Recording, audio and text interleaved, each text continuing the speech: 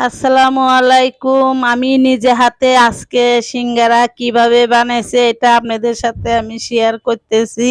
বাসায় আপনারা এভাবে সিঙ্গারা বানিয়ে খাবেন। সিঙ্গারাটা খুব মুসমুসে হয়েছে। আপনারা দেখবেন, এই ভিডিওটা শেয়ার করে দিবেন, লাইক করে দিবেন। আপনারা দেখুন আমি কিভাবে বানিয়েছি। এই নিজে হাতে সিঙ্গারা কিন্তু অনেক বেশি খাওয়া যায়। আর দোকানে সিঙ্গারা কিন্তু এক তেল দিয়ে বারবার ভাজে।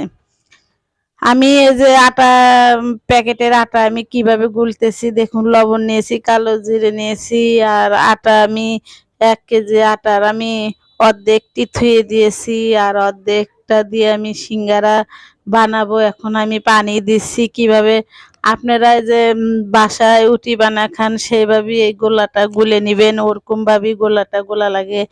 আমি তেল দিই নেই, তেল ছাড়াই কিন্তু গোলাটা গুলে নিয়েছি। এই যে উটি বানাই যেভাবে সেইভাবে গুলিয়ে নেবেন।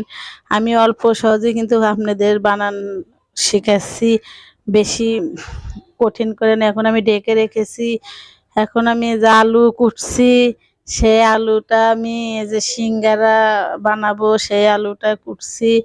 দেখুন কিভাবে কুটি আমি চিকন চিকন করে কুটে নিচ্ছি আলু। আলুটা এখন আমি এই যে কুচি কুচি করব। কুচি কুচি করার পরে যে পেঁয়াজ মরিচ দেখলেনি তো, আলুটা আমি ধুয়ে নিয়েছি। এখন আমি এই কড়াইতে পেঁয়াজ, মরিচ, কালো জিরে, তারপরে পাঁচফোড়ন, তারপরে পাঁচফোড়ন দিলাম। এখন আমি হলুদের গুঁড়ো দিব, লবণ দিয়ে দিব। তারপরে যার যে পরিমাণ লবণ লাগবে সে সেই পরিমাণই দিবেন। এখন আমি আরও মশলা দেব, দেখতে থাকুন। আদা বাটা দিলাম। তারপরে আমি এখন এই সজের গুঁড়ো দিলাম 2 চামচ দিয়ে দিলাম, যেহেতু এর ভিতরে অনেক নমুনার আছে মশলা। এখন হলুদ দিয়ে দিলাম। তারপরে আমি একটু যে মরিচের গুঁড়ো হালকা একটু দিব, মরিচের গুঁড়া দিয়ে দিলাম অল্প। এখন আমি এই যে আলু নাড়াচাড়া করে আলুটা দিয়ে দিলাম। আমি এই আলু ভাজার সময় কিন্তু এক ফোঁটা পানিও দেব না, পানি ছাড়াই আমি এই আলুটা ভাজবো। আপনারা দেখেন কিভাবে আমি ভাজি। ঢেকে দিয়ে ভাজবো, কিন্তু পানি দেব না। পানি দিলে আলুটা গলে যায় বা ঝরঝরা থাকবে আলুটা। এখন আমি ঢেকে দিয়েছি। আমি এখন আলু হয়ে গেছে, এই যে নামিয়ে নিয়েছি।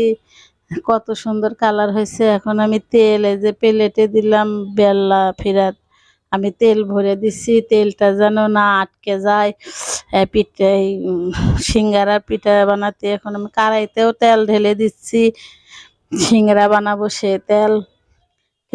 এখন আমি এই যে সিঙ্গারার পিঠা বানালাম, কিভাবে বানাই আমি আপনারা দেখতে থাকুন। এই যে ভাঁজটা দেখুন, অল্প সহজে কিন্তু আমি সিঙ্গারার ভাঁজটা সহজভাবে বুঝাচ্ছি। এইভাবে দিয়ে টিপে নেবেন, তাই খুলে যাবে না। আমি তেল দিই নাই, কিন্তু তেল দিলে পরে আটকে কম। এখন এই যে আলুটা আমি চামচ দিয়ে ভিতরে শিলে শিলে ঢুকিয়ে দিলাম। দেওয়ার পরে এখন আমি মুখ আটকে দেব। ওই যে আপনারা যেভাবে মুখ আটকান সমস্যা নাই। এই যে মাঝখানে ওই ইটা রাখবেন, এই যে মুখ আটকে দিলাম চিপে। কি ফাইনভাবে মুখটা আটকে গেছে, দেখতে থাকুন। এইভাবেই আপনারা বাসায় সিঙ্গারা বানিয়ে খাবেন। আমি এই যে আর একটা বানান দেখাচ্ছি। এই যে কেটে নিয়ে আবার যেভাবে ভাজ দিচ্ছি সেইভাবে আপনারাও দিবেন ভাজ।